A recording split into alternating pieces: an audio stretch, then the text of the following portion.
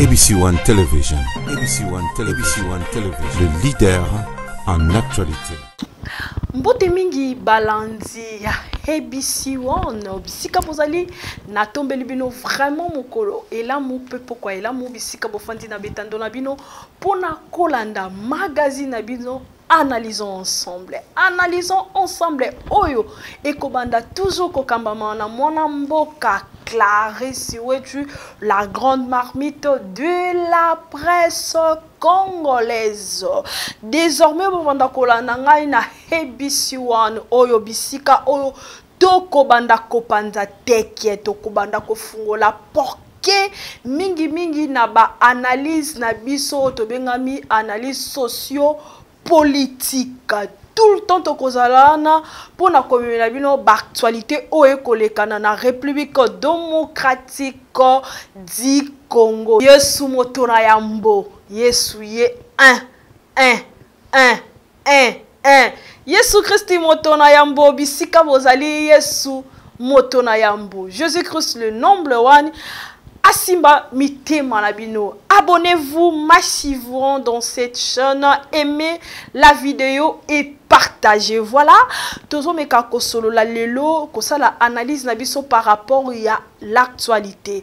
Actualité où ils a toujours dominé par cette histoire de Jean Kaboun, Jean-Jacques Marc et Jean Kaboun pour la discussion oyo eutaki kosalema nakatu ya parlement. Subitement une mort tragique oye kokita et beti lokola kake ya juge nabiso oya bengami na kombo ya juge Raphaël Yairi et Vungu oya utaki kotika biso ça fait déjà 2 jours oyo le mort naye eningisa ki bandala tokomeka kosola parce que le zaki ouverture il y a dossier il y a procès il y a pasteur Mukuna tokomeka pe ko simba droit de réponse entre Denis Lessi et Kiziamina Kibila. Qu'est-ce qui se passe réellement? Batubaliambo wa FCC, Batubaliambo wa Kabila.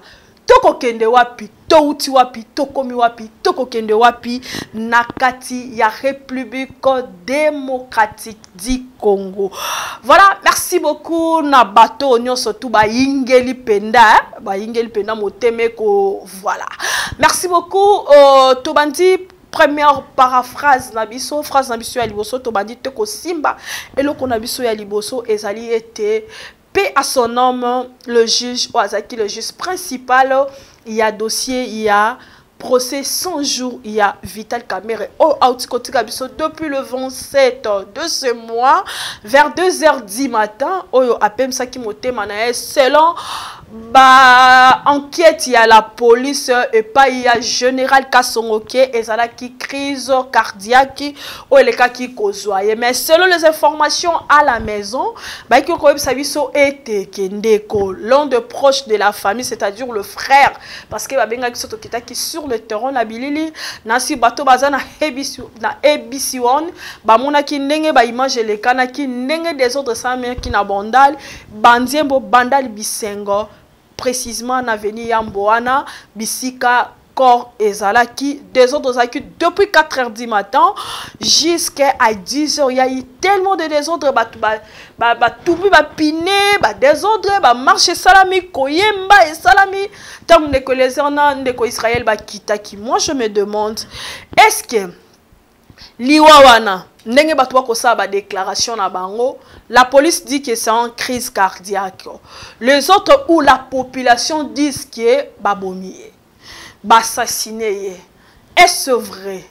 Pourquoi la population il fallait à réagir ainsi dans le moment où biso tozala ki na tozana atteint confinement oyo mutna mutesengeli afanda na kati na ndaku na ye mais bomoni bino moko ba marche na kosenga na Fabien Poya ameka ko réaliser biso côté la biso moi image ya ndenge ya bana quartier Bandal Bisengo ba banda ki ko déclarer to ko silika na lolenge oyo juge to papa bango ba benge balobi papa na bango ya quartier Bisengo na wambo aleki na kotika bango parce que azala ki papa moko bon soki à côté qui procès Vital Kamerhe était alinga qui a koufati. Et pourquoi koufi?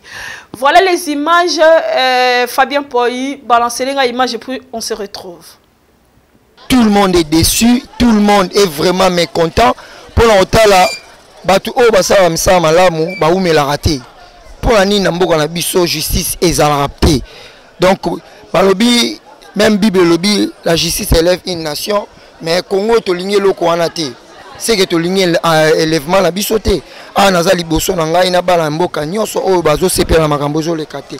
Mona mboka mbote. Ah mbote ndeko na ngai. Comme on a Papi Bokoli.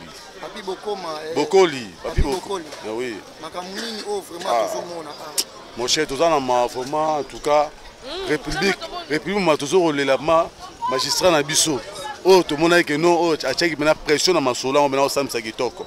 Le auto perdre via Belité Carbo via piquer crise maman via Koufi. Hein? Biso bana renaissance donc moi biso tondia biso bana renaissance en tout cas via pour la biso makasi. Soto ya ba Varese alotolo alo ba 20 taxis pour que match. Mais pour nini na mboka oyo tango balinga ba ta vérité te na mboka oyo. Hein? Est-ce que caméra na mboka o caméra za na mboka? Caméra za na mboka o ndeko na ngai. Hein? Car tant dossier comme mena lengi. Hein? Hein? Ba tcheko to policier awa. Parce que quelqu'un a vu le lo verra na 3 heures. Faire appliquer crise vers Koufi. Ata bino mo moko bina to kende wapi? Hein? Donc il n'y a pas de monde qui est tout ça, tout ça décide sur la bandale. Bonjour maman. Bonjour papa, nous avons un souci. Biso est catastrophe. On a une catastrophe pour la population. Pour nous, ça va être tout comme pine. Pour tout la victoire est éclatée. Où tu m'injures éclatée. Pour biso doit la force à ordre. Tout ça va dans le monde souffrir. Tout ça va être corona zati. Mais tu vous dois so corona mais c'est na kufikala. Botika biso. Botika biso. Au moni nera bomi juge président. Zaba pambola bino. Lobate biso sototika libanga. Mais ko biso tout en kufa. Boya ba biso, boya biso ba kashnete. Boya la biso kwa ngala de lote. Boya la biso ba shiri batelite poto ko kate. Bela mnicho. Bomme kala bino ko yaote. Bolongwa. Ko copier. Merci beaucoup vraiment bino moko bomoni ndenge bana bandal batomboki. Maintenant to ko simba. Est-ce que ezali mort moko naturel parce que nzambe nda pesaka nzambe nda botolaka. Est-ce que ezali mort moko naturel comme Jésus-Christ a dit, il y a un temps pour tout, motako botama akokola pe akokufa. Est-ce que koka kingonga na ekokufa? Et les autres disent que non, ils ont assassiné et l'un des membres de la famille, selon les sources de la famille, le matin, Abimaki, il y a mardi, Abimaki, oh, elle est 6, à Kepe Moussala comme d'habitude. Kozon a naïpe nandaku, allez nenge sengela ki kakamutu, alia. Kosi sa nae kolia, apemi kaka pona ko consulter dossier à 100 jours, aye ba ko vérifier, peut-être il y a eu certains points, oh, peut-être ba lobela ki angote pona ko meka ko classer. Et puis vers minuit, abado sala ba agitation, ba malaise, tout. Rapidement, ba memi na centre Nganda. Bisika autant wa koma ki ba consulta ki ekutute ba monier à rendre l'âme. C'est-à-dire que atiki biso na mokili oyo. Après quelque temps, ba moni libumune vimbi. Muta komi ba moko noir. Voilà, c'est on peut ça selon source. Le frère dit qu'avant d'enterrer le juge Yangi, il faut ko sali autopsie, ba réellement akufinani. Toko senga na mboka Congo. Moi je me demande, est-ce que ndenge ba juge wana ba ko samba procès parce que procès c'est un procès de millions. Des millions et de millions et à trésor public. Oh, jusqu'à présent, tu as BBC qui est athée. Jusqu'à présent, tu as été et un apochanan. Pourquoi je dis ça? Parce qu'on avait acquis le VK. Vital Kamerhe par rapport à nenga bakanga qui qu'on se représenté na parquet tuna ki ba mituno esengela ki ta répondre ki le lenga répondre ki te 8 millions ezala ki au tiango transfert bo yango senga qui était à se retrouver na prison Makala. Mais na procès dernier au euti kolekana awa le Vital Kamerhe se demande pourquoi il se retrouve à prison Makala. Mais moi je me dis écoute, on se retrouve dans la prison Makala, soit que maman comme dans la prison Makala, ou bien les cas qui par invitation pour que ba meka qui ko attendre yo et que ba moni que ko sambe ça qui mala muteto ba preuve ba ne ko bimisa et convainca qui parqueté ne senga qui était ba transféré yo na prison Makala. Mais en voyant ce que Vital Kamerhe tangwa kosamba akoloba, je pensais que légèreté zala qui na kata procès wana énorme parce que abandaki ko kata même ba jugement loba pour ka yazo parole. Ce que moi j'ai compris, abandaki ko lobela directement population pour la population ba mona ke ye aza innocent. Pour na ce qui est qui a samba pour aller les biso tala beaucoup tu yanga eza mukia eza ki pena mo beaucoup ya ba papier boyebele ako samba koloba na il était tellement licolo, tellement arrogant, tellement orgueilleux, azoloba avec arrogance et il faut faire voir na toute la population que quelque part batum soit comme qu'on se demandait est-ce que bako quitter na kata dossier o, est-ce que réellement il est innocent, batoza ko se demander est-ce que réellement il est innocent là où le million de Congolais est perdu, on ne sait pas bon ou kewapi. Est-ce que les avocats de la ministère public ça qui t'a au fond de moulin pour défendre preuve concrète ou soit c'était une stratégie pour que pousser Vital Kamerhe à parler de la sorte où Abaneki Koloba. Tout ce que moi j'ai compris c'était Abaneki opé sa message na peuple congolais. C'est pour cela que j'ai compris que Abaneki osenga procès à la public pour na la médiatiser parce que ayeba ki makamni ni oyo ye azaki koloba par rapport face à la population parce que Marandé Koloba étant qu'un homme intellectuel comme toutes les gens disent que c'est un homme intellectuel caméléon alors mais je pense que l'intelligence de Vital Kamerhe ko memaete si Nabisiko a se retrouvé le long dans la prison Makala et il se demande pourquoi on a commis la prison Makala. Je pense que Moutoua Aza plus intelligent dans ce monde, c'est Jésus-Christ le number one. Parce que quelqu'un qui est trop intelligent, peut pas se demander pourquoi je me retrouve à prison Makala à un moment où Ayebi Kebakizé na dossier il y a 100 jours. Je me demande, est-ce que le dossier à 100 jours, tout ça c'est basé kaka sur le maison, je ne sais pas. Baso muto ezawap na éviter. Est-ce que il fallait pas bander biso avec monsieur Jamal qui dit que non, ceux qui vont tikinga lo maloba tena ko se suicider. Est-ce qu'il fallait passer par cela, commencer par des maisons ou bien il fallait basangisa mbala moko na baso de mouton? Parce que projet à 100 jours son abina bandosé la bino liste nango awa. Et ça tellement ébélé projet à 100 jours wana. Et ça tellement ébélé. Est-ce que respecter bandila dans la province kuna il fallait batongango? Est-ce que ça a 1000 maisons de mutu ba yibi na katambonga 1000 maisons obongo na saute saute mutu? Pourquoi ici la té jusqu'à présent ba fungoli procès na ngote pona nini ba simbika kota ba maison banzele zo kufa ana ki chasse kufi ébélé a? Pourquoi bazo fungola dossier wana te ba simbika à côté ya ba million avec monsieur Jamal ya ba maison? Je me demande parce que tout ce que j'ai compris c'est Vital Kamerhe qui voulait adresser à la population parce que la façon dont il répondait parce que ngana yebi que quelqu'un qui tue quelqu'un o a yibi mbongo na trésor public de millions où les Congolais souffrent comme ça et vous le laissez comme ça parler avec bon, je ne sais pas qu'est-ce qui se passe réellement dans Katia Makambo et Kolekana na Mboka Congo. On parlait de la mort tragique de Raphaël Yang qui est tombé vraiment à un coup de foudre comme ça dans un désert. Il est tombé dans un coup de foudre, vraiment dans un désert, où la population était tellement en colère, mécontent, parce que Batounion surtout a causé la procès le 3 juin et Kosuka Nengeni. Procès le 3 juin et Kobana Nengeni. Pour baser suite. Et la seule personne qui maîtrisait la situation, c'était le juge. Paix à son âme. Moi, je me demande ceci. Est-ce que ces dossiers aura-t-il et Kozala reporté dans la date du 3? Est-ce que le vice-président a Kozala capable de consulter tous les dossiers comme le président à Salaki?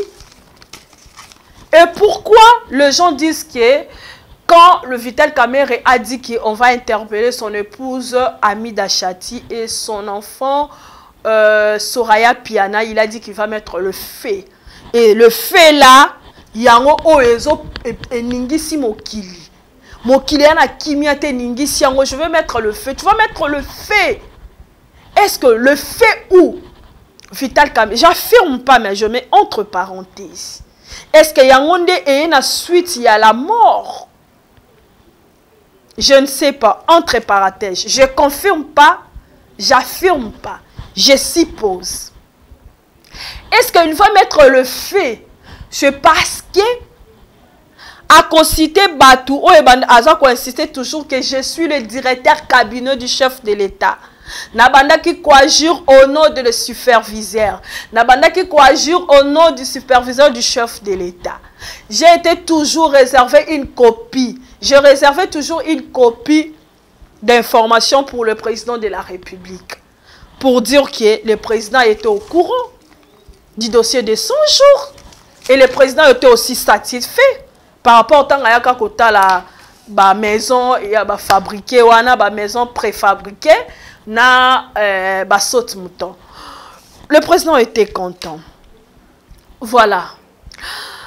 Ces procès de Vital Kamerhe, ça commence à dépasser notre entendement.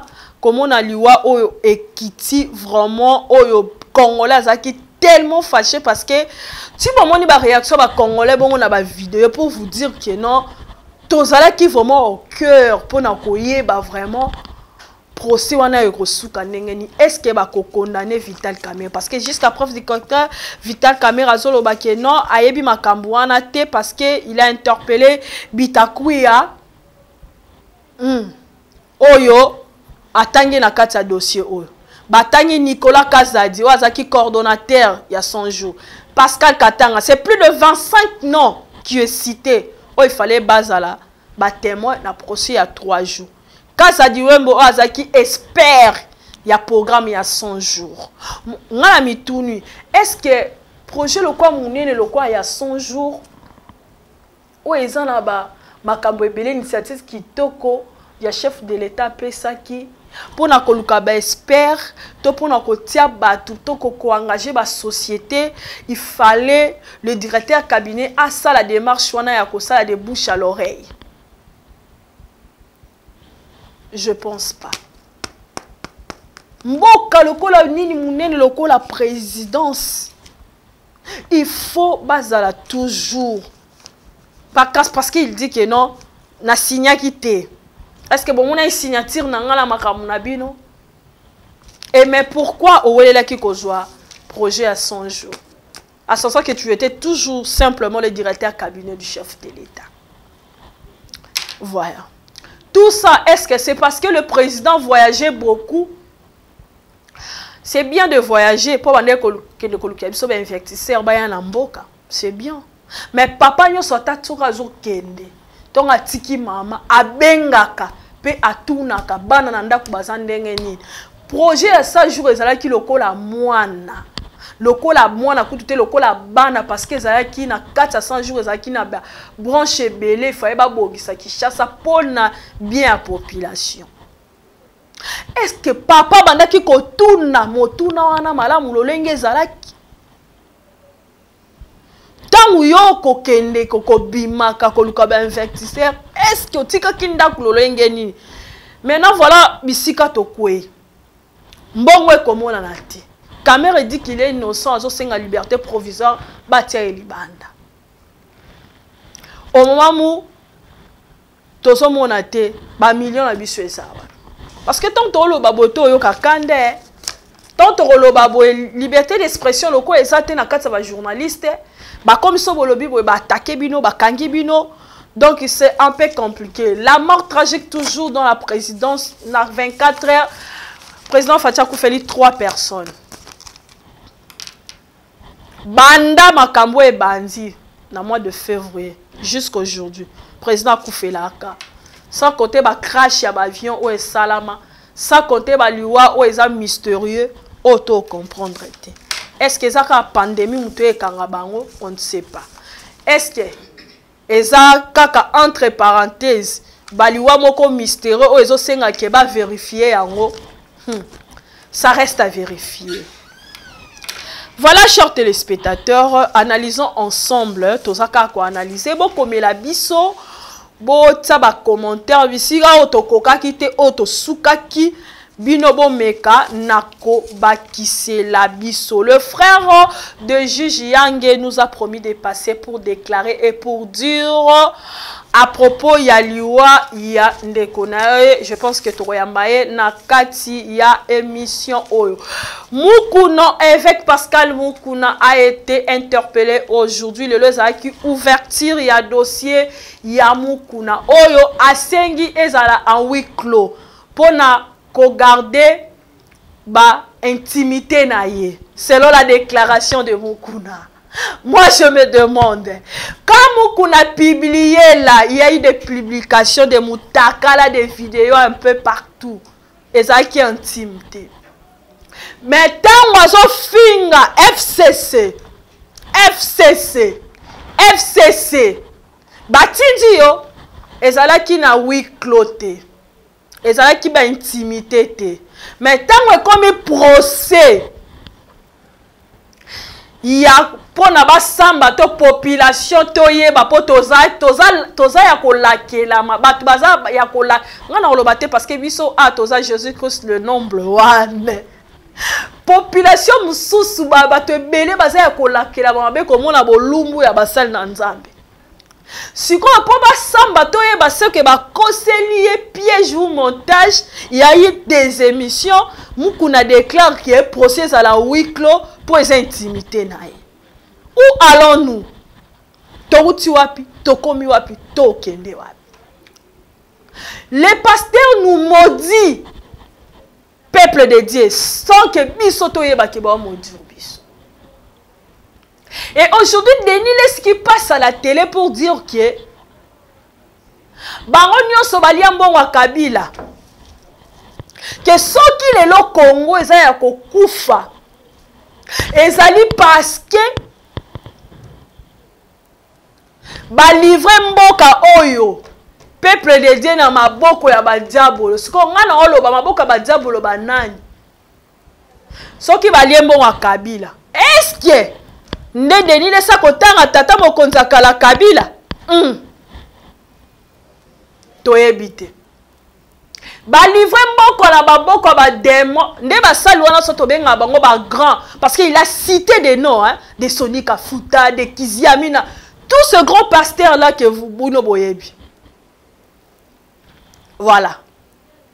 Ba livre mboka na maboko ya Nzambe. Ya wana ko kozo ba biloko na ya nini oh ya basakata kune okeke kokeka koko chamai. Voilà bisika to suki. Oh, les hommes de Dieu, au cœur du scandale. Toujours les hommes de Dieu au cœur du scandale. Otala binomoko, naza ko na posa na analyser ngote hein.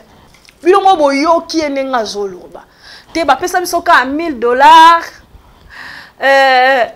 car dans toliaka kaka elo moko boye 1200 2000 au moment où Denis Lesi dit que bazo ba 400 000 ba 300 000 ba 200 000 au moment où Kiziamine a été député a serva yolo na nini a serva kalamu na nini Kiziamine tongo lobi kaka nazwaka kaka 1000 sekoliaka est-ce qu'il fallait qu'on répondre? Batanga pour fomi kafuta pour n'y répondre. Les Français disent toujours que celui qui sont piqués connaît l'affaire. C'est que tu connais l'affaire. Voilà, je prends la description de Jean-Marc Kabounz, qui a été destitué ensuite d'une pétition de député de MLC Jajam Mamba. Batu babundi ba député babundi na parlement. Janine Azobella, je soulève les séances, Batu babundi. Mais est-ce que kobunda wana ezaki pour le bien-être de la population ou bien ezaki pour na ba intérêt na bango personnel? Quand le président Fati a refusé concret parce qu'ils ont demandé 70 millions, au moment où les députés ba yebi ndengeni ba salaka ni na ya congrès wana ezwaka bango kaka de 2 à 3 millions, 4 millions on est kenda wapi, 5 millions on est kenda na ba poche banane. Tu siko 32 millions o euta na Brazzaville kuna pona SNEL et la nzela bo chab non to mona ngote 60 à 65 millions oyo ngobilazo déclaré par Kimbuta tilelo toye bate 57 millions Kamere et Jamal se trouve à Makala suite yati bakomi koloba ke baza ba inosa ba voler nde banani miyibi nde banani. Voilà, tout ça c'est parce que maintenant ce que Jean-Marc Mamba wana oaza lelo na maison surveillée. Est-ce que la Mouka FCC va comme collaborer dans la Mouka pour batinda été ba les cas FCC et les cas détruire et de pêche ou bien ils ont mascara politique ou bien enchaînement politique?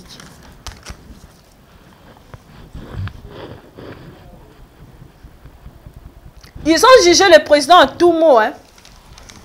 Non, pourquoi le président a refusé les chambres et tout qu'on sort et voilà. Mais là, on se retrouve dans quel moment?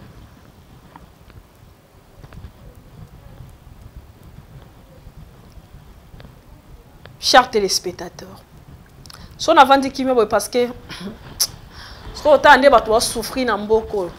On a passé dans qui ça, on a comme ça, on va supporter.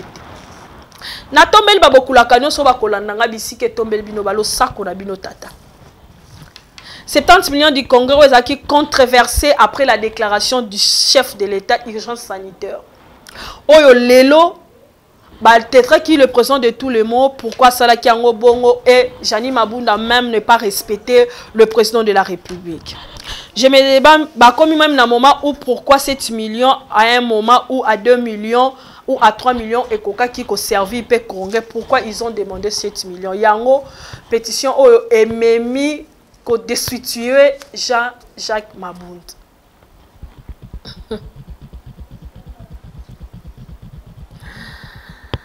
Bah par lelo, il faut pas remplacer Kaka. Moutoumon qu'on a eu de pèse. La place Kabounda Zalaki.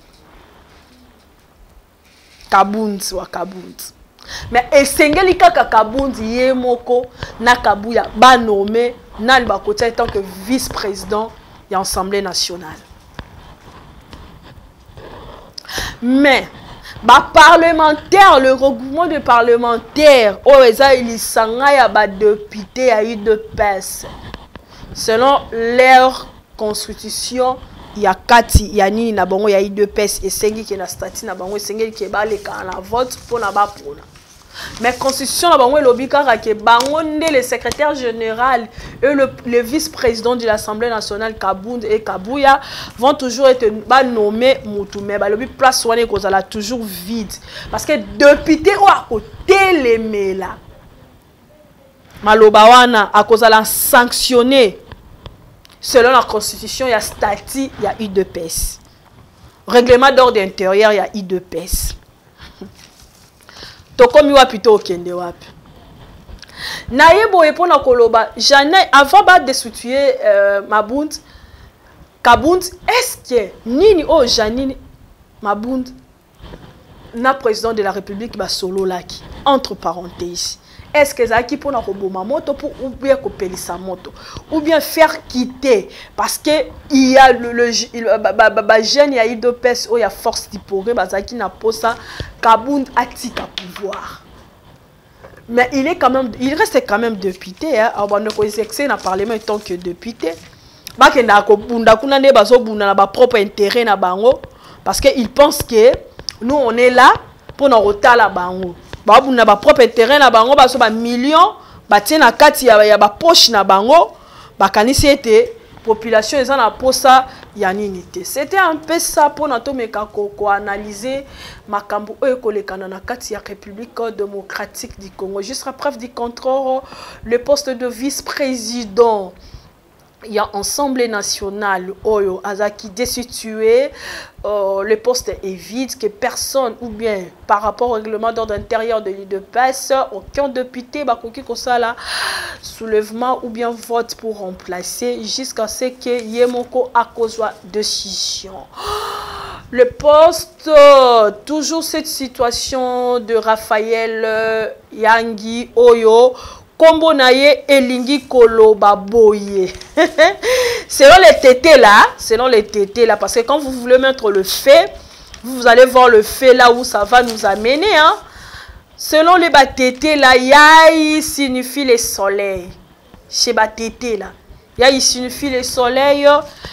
Est-ce que toute la République est suspendue à un éclairage? Point d'interrogation. Parce que tant que vous éliminez le soleil, est-ce que la République est comme suspendue dans l'éclairage? C'est que mon lit est en mboka. Pourquoi pas courte d'une spécialisation venant dans un pays où on se dit consommons seulement? Parce que régulièrement, makamboye le kanaka tambongo na mboka oyo. Ça nous prend la tête. Selon le juge Christophe Koyi-Mutamba, que Raphaël Yangi, le juge principal du procès de 100 jours de Vital Kamerhe, a été assassiné. Voilà. D'autres disent assassiné, d'autres disent que non. Les morts naturels, bamsou soit lobby abomié, bamsou soit lobby qui est parce que Kamerhe a dit qu'il va mettre le fait, pourquoi interpeller son épouse. Voilà un peu cette tragédie Oyo et Mémé Libiso. Pour les informations, pour clôturer, on dit que le procureur général du Haut-Kamina a outikoti kabiso ce matin. Autaki kokufa ya Haute Kamina kuna katsanga auti kokuti kabiso pe à son âme tozo kufela kaka bakondi ndeto kokufela.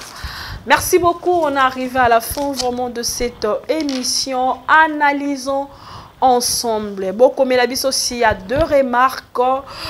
Bon, comme il a dit, na moment où yo soki information ezali à copier sa biso, soki tolobi pena malamute, toko bongi sayango mbala ya sima. Lo sako etombeli babokula kanyon so ya bana mongo bisika bozali. Malembe, toko koma kaka. Je suis toujours en formation. Malembe, toko koma kaka. On se retrouve prochainement. Bye.